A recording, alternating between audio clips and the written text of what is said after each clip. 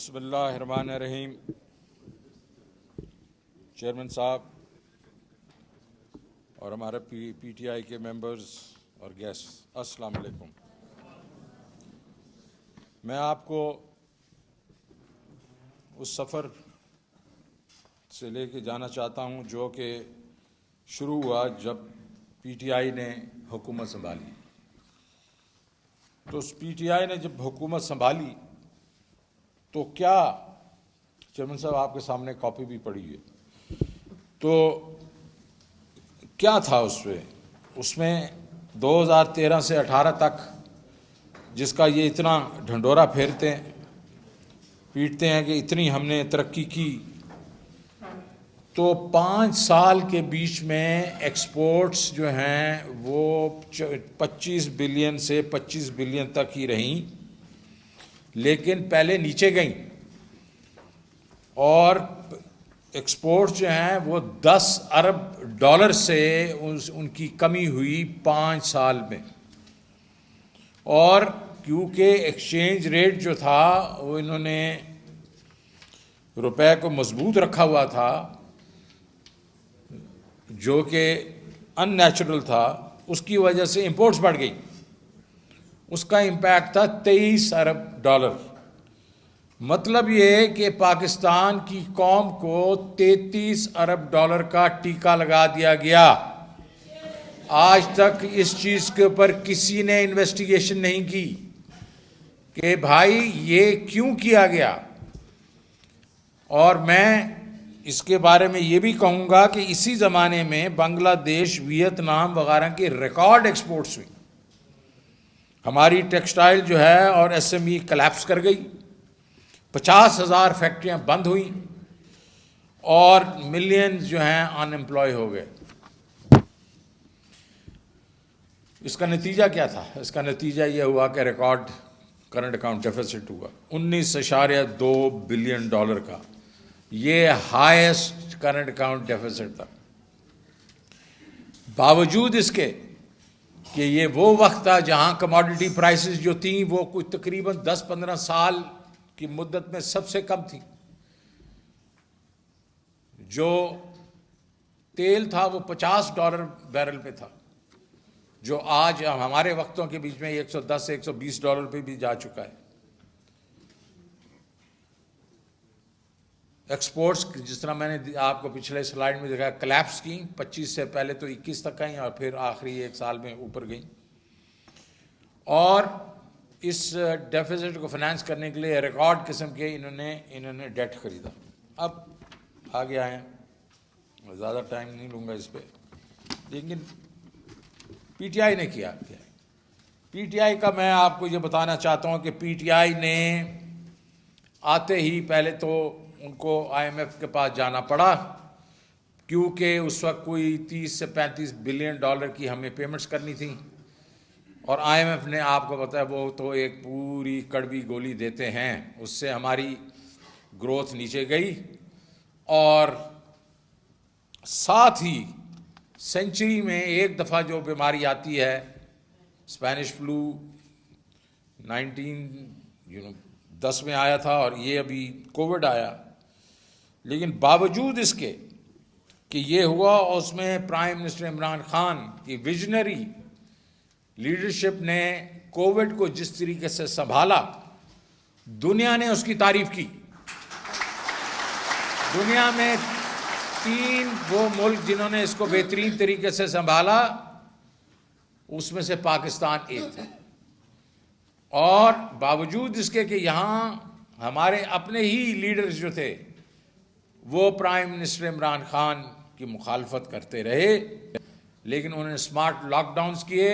انہوں نے کہا دہاڑی والے کو میں نے بچانا ہے، اور ساتھ ساتھ وہ انویسٹ کرتے رہے۔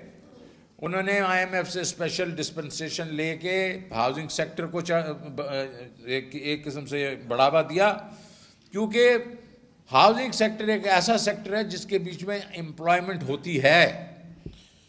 اور ہم نے دیکھا، یہ آپ کے سامنے چارٹ ہے، کہ پچھلے 17 سال میں جو ہمارا تیسرا اور چوتھا سال تھا، اس میں سب سے زیادہ جی ڈی پی کی گروتھ ہوئی۔ 2021 میں 5.74, آئی تھنک چیئرمین صاحب 5.6 کہتے رہتے ہیں, نہیں پرائم منسٹر صاحب 5.74, کیونکہ وہ پھر سے ری اسٹیٹ ہوئی ہے جی ڈی پی, اور 6% جو ہے وہ آپ کی ہوئی آپ کی 2022 میں. اب یہ نہیں ہے کہ صرف اوور آل ہماری جو تھی وہ معیشت بڑھی, ایگریکلچر میں بھی 17 سال میں سب سے زیادہ گروتھ ہوئی 4.4, اور بڑی فصلیں جو ہیں 6.6. اگر آپ دیکھیں تو نون لیگ کے بیچ میں یہ سارے 5 سال میں آپ دیکھیں سب سے زیادہ ان کی گروتھ 4.6 ہوئی تھی, اور اس سے پہلے تو نیگیٹو گروتھ بھی ہوئی تھی ان کے دور کے بیچ میں. اب مینوفیکچرنگ میں آ جائیں, مینوفیکچرنگ جو ہے وہ تو انہوں نے اس کو تباہی کر دیا تھا, لیکن اگر ہمارا آپ ریکارڈ دیکھیں تو لارج سکیل مینوفیکچرنگ 21 اور 22 کے بیچ میں 11.2 اور 11.7% ہوئی, جو اگین 17 سال میں سب سے زیادہ تھا. سروسز سیکٹر کا بھی یہی حساب ہے, ہائیسٹ گروتھ 6.2%, اور پہلے 21 میں 6%. اس میں بھی اگر دیکھیں تو باوجود اس کے کہ کووڈ آیا, ہماری جو آئی ٹی کی ایکسپورٹس ہیں وہ $1 بلین پہ تھی, اس کو ہم لوگوں نے 2-2.5 سال کے اندر $2.5 بلین کیا, اور اس پچھلے سال میں $3.5 بلین. جابز, یہ جو کہتے ہیں نا کہ جی ان لوگوں نے امپلائمنٹ جو ہے وہ ان امپلائمنٹ کر دی, تو یہ بھی ذرا دیکھ لیں. پیپلز پارٹی کے 5 سالوں میں ہر سال جو ہے 1.14 لاکھ لوگ امپلائی ہوتے تھے, نون لیگ کے وقت میں 11 لاکھ, اور پی ٹی آئی کے وقت میں 18 لاکھ اور 4 ہزار. ریکارڈ ایکسپورٹس $32 بلین کی ریکارڈ ایکسپورٹس, اور ہم کیا گرو کر رہے, کس طریقے سے گرو کر رہے تھے.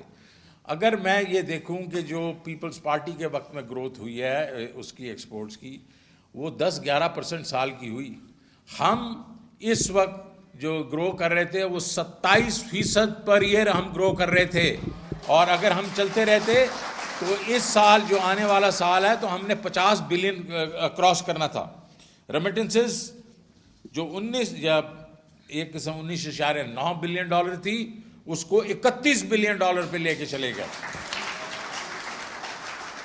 اگر آپ دیکھیں کہ کموڈٹی سائیکل جو ہے اس کے باوجود جس کو کرنٹ اکاؤنٹ ڈیفیسٹ کہتے ہیں, ہم 2021 میں اس کو صرف $2.2 بلین پہ آیا, اور ہمارے جو 9 مہینوں میں تھے ہم نے کموڈٹی سائیکل کے باوجود 13 بلین پہ چھوڑا. یہ آپ کو یاد ہوگا 19.2 بلین ان کا تھا, ہمارا 13 بلین تھا, اور اس کے بیچ میں 4 کموڈٹیز, اس کے بعد 4 کموڈٹیز جو ہماری تھی, جس کے بیچ میں تیل, اس کے بعد یہ آپ کا خوردنی تیل, کوئلہ اور ویکسینز. یہ اس 13 بلین میں سے کوئی 12.2 بلین تھا. تو اگر وہ مہنگائی نہ ہوتی تو ہم تقریباً ہمارا کس ہوتا. اور یہ آپ دیکھیں کہ ہمارا ڈیٹ جو ہے ہم نے کم لیا, اور ہمارے ریزروز ان سے کہیں زیادہ تھے. اب ہمارے اوپر ایک رجیم چینج کرائی گئی, اس میں کنسپریسی ہوئی, اور ایک ہمارے پر حکومت مسلط کر دی گئی. تو اب ان کی بھی میں آپ کو کارستانیاں بتا سکتا ہوں. پہلی بات تو یہ ہے کہ جب ووٹ آف نو کانفیڈنس ہوا تو اس وقت ایک چیز ہوتی ہے کریڈٹ ڈیفالٹ سواپ. مطلب دنیا میں یہ ہوتا ہے کہ بھائی اس ملک میں کہ یہ ڈیفالٹ کی گنجائش کتنی ہے, تو آلموسٹ 0 تھی, 4% تھی مارکیٹ کے بیچ میں اس کی, اور وچ مینز آلموسٹ 0. وہ اگست کے بیچ میں 22% ہو گئی, 4 سے 22 6 گنا جو ہے وہ آپ کی مطلب رسک بڑھ گیا. پھر موڈیز, فچ, یہ ساری بڑی بڑی کمپنیاں جو ریٹنگ ہیں وہ ساروں نے ڈاؤن گریڈ کر دیا آپ کو. اور پرائم منسٹر صاحب جو شہباز شریف صاحب نے بلومبرگ میں بیٹھ کے کہا آپ لوگ ہمیں ہیلپ نہیں کریں گے, پلیز آپ دنیا کو بتائیں. یہ اینکر کو کہہ رہے ہیں, پلیز دنیا کو بتائیں ابھی ہمیں ہیلپ نہیں کریں گے تو آل ہیل ول بریک لوس. اور اس کا کیا ہوا؟ اس کے دوسرے دن ہی ہمارے جو بانڈز تھے وہ کریش کر گئے. ان کی ییلڈ جو ہے 113% ہو گئی. آپ اندازہ کریں، اس کا مطلب ہے کہ وہ جنک ہو گئے. اور یہ کئی ایسے لوگ ہیں جنہوں نے مارکیٹ میں جا کے 40-45% کے ڈسکاؤنٹ پہ ہمارا جو بانڈ بیچیں. اب ڈیویلیویشن کی آپ دیکھ لیں. جب ہم گئے تو 178 روپے پہ جو تھا روپیہ تھا ڈالر کا. اور ظاہر ہے کہ جو مارکیٹ جو ہے، جب پولیٹیکل انسرٹنٹی ہوتی ہے تو اکنامک انسرٹنٹی بھی ہوتی ہے. تو 178 سے 240 پہ گیا، 240 پہ گیا انٹر بینک کے بیچ میں. اور انہوں نے کہا کہ یہ تو اس لیے ہو رہا ہے کہ یہ آئی ایم ایف کا پروگرام نہیں ہوا، اور جیسے ہی آئی ایم ایف کا پروگرام ہوگا یہ تو آپ کو دودھ کی نہریں بہنا شروع ہو جائیں گی، شہد کی نہریں، اور یہ روپیہ جو ہے واپس 200 سے نیچے آئے گا. وہ پھر واپس اس نے ڈپریشیٹ کرنا شروع کر دیا. اور یہ آپ کے سامنے چارٹ آپ کے سامنے ہے. اب سلو ڈاؤن ہے ایکسپورٹس میں، ایکسپورٹس کم ہونا شروع ہو گئی ہیں. انرجی کے بلز ہیں ریکارڈ ہیں. امپورٹ ریسٹرکشن ہے، وہ بھی ایکسپورٹس کو امپیکٹ کر رہی ہے. اور آپ کا جس طریقے سے 13 اور 18 میں ایکسپورٹ گر رہی تھیں، اب ہم دیکھ رہے ہیں وہ اسی طریقے سے گر رہی ہیں. اور فارن ڈائریکٹ انویسٹمنٹ جو ہے وہ کم ہونا شروع ہو گئی ہے. اب آئے انفلیشن پہ. 50 سال میرے خیال میں ہسٹری میں اتنی ہمارے ملک میں انفلیشن نہیں ہوئی جتنی ان کے وقت میں ہوئی ہے، 45.5%. اور اس میں اب حالات یہ ہیں کہ منسٹری آف فائنانس کہہ رہی ہے کہ جو ہماری افراط زر ہوگا وہ 11.5 ہوگا. اسٹیٹ بینک کہہ رہا ہے 18 سے 20% ہوگا. اب کچھ ایسٹیمیٹس آ رہے ہیں شاید اس سے بھی زیادہ ہو. لیکن کنزیومر پرائس انڈیکس جو ہمارے وقت میں 12.2 تھی مارچ میں، وہ اس وقت 27.3% ہے. اور جو ایس بی آئی ہے وہ 45.5 ہے. انہوں نے ایک مہینوں میں وہ جو بلز کو آگے کر دیا اس کی وجہ سے 29 پہ آئی ہے، لیکن یہ اس وقت 40% سے اوپر ہے. پیٹرول 92% سے بڑھ گیا، ڈیزل 105% سے بڑھ گیا، گھی آلموسٹ 60% سے بڑھ گیا، ٹماٹر 118 سے. یہ سارا ڈیٹا جو میں آپ کو دے رہا ہوں یہ لوگوں کو افیکٹ کرتا ہے. آٹا جو ہے وہ ڈبل ہو گیا ہے، جو 55 روپے کلو تھا وہ 110 روپے پہ بک رہا ہے، اور کئی جگہوں پہ تو اس سے بھی زیادہ بک رہا ہے. الیکٹریسٹی کے حالات یہ ہیں کہ لوگوں کی کمر ٹوٹ گئی ہے. جس کی 20,000 کی تنخواہ ہے اس کو 18,000 کا بجلی کا بل آ رہا ہے.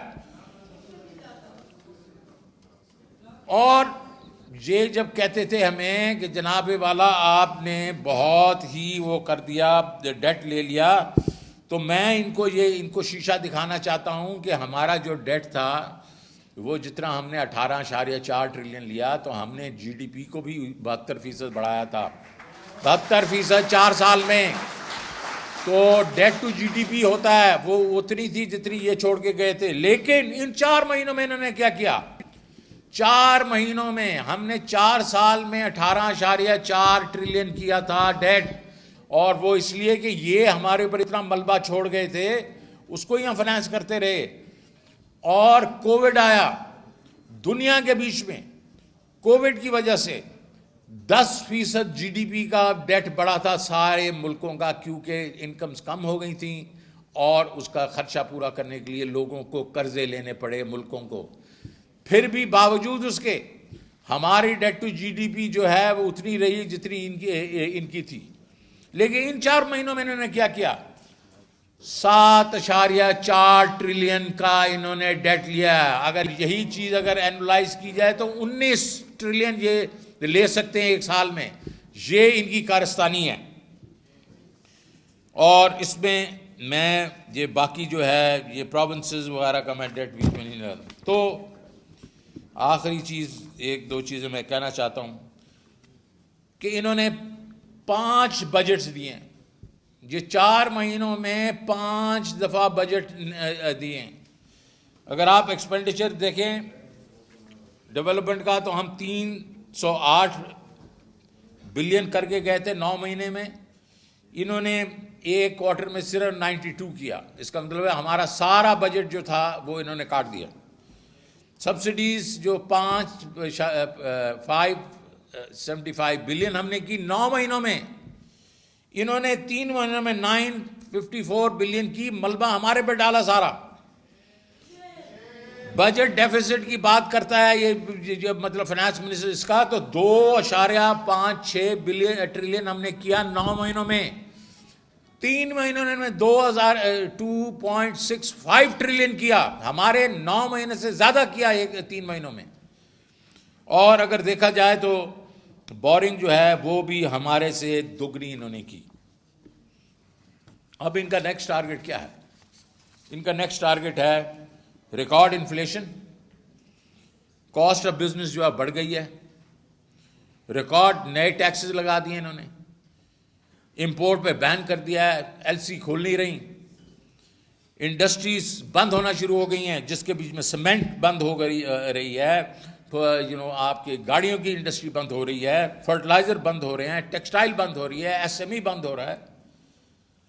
تو next target P D M کا جو ہے وہ ہے ریسیشن.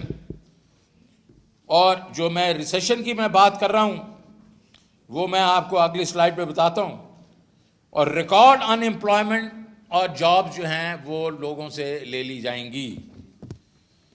اور یہ فلڈ کا امپیکٹ بھی آ گیا ہے. تو اس وقت ان کا کیا ٹارگٹس ہے؟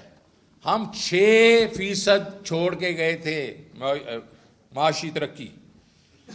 انہوں نے کہا تھا ہم 5% کریں گے، اور کوئی ان کو بالکل یقین نہیں کر رہا تھا. اس وقت جو ہے ان کے ٹارگٹ جو ہیں وہ 2% سے کم ہیں. اور ہمارے خیال کے بیچ میں جس طریقے کی ان کی پرفارمنس ہے، یہ ایگریکلچر میں نیگیٹو گروتھ ہوگی. اور انڈسٹری کے بیچ میں جو ہم کہہ رہے تھے کہ 11.7 وغیرہ، یہ بیسیکلی 2-2.5% کریں گے.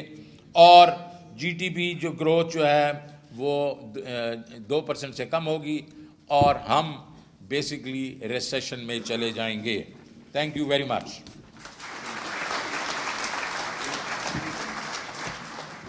شکریہ ترین صاحب. اب ہم آتے ہیں فارن پالیسی پہ، کیونکہ اکانومی اور فارن پالیسی